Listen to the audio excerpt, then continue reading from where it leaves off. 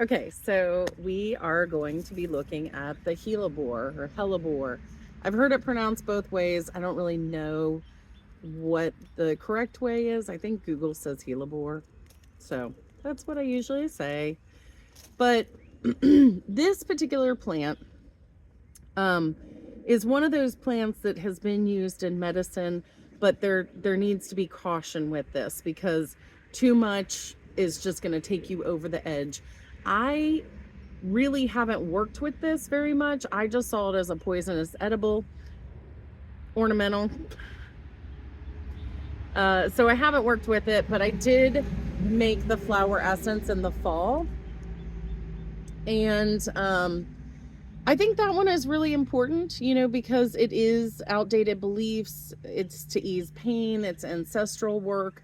So I think, especially if you have a lot of transitions in your family, older generations are leaving and the younger generations are having to step forward, this is a really good plant to work with through some of that grief,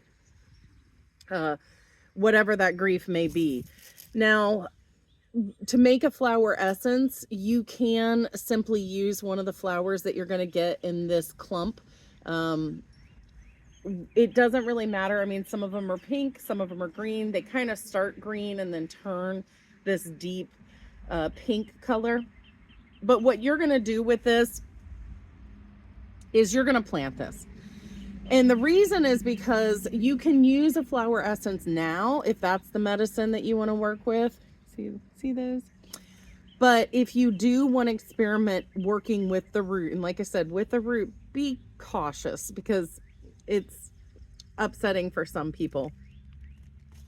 So if I were to work with it, I would probably try it in a tisane first and then see how you feel. And if that isn't going to work for you, then I wouldn't even take it any further. But when you harvest the root, if you're using the root, it needs to be in the fall of a second or third year plant. These are 4-year plants, so they're okay. But because it's already sprouted and flowered, the energy is out of the root and into this. Now, some people might say, well, that's better because then it's going to have less of that crystalline glucosis because it's moving up into the plant. I don't really know the chemistry of all of that, but what I do know is that it's a good plant to have around. When you split it, you're digging up the entire clump. Oh, this is a big monster. And then it's really, really hard to get. These roots are really dense and really hard. So you take a knife or a hori and you kind of have to stab it and break it.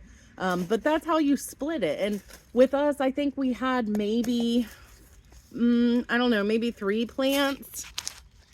And over time, because Phil has been splitting it, we have 1, 2, 3, 4, 5, 6, 7, 8, 9, 10, 11, 12, 13, 14. So it is a really pretty ornamental that you can use, but you can use it for medicine as well. I would suggest the flower essence if that calls to you. Otherwise, just having the plant or having, gifting it to somebody else who might want to use this plant. It's just another lesson in, my hand.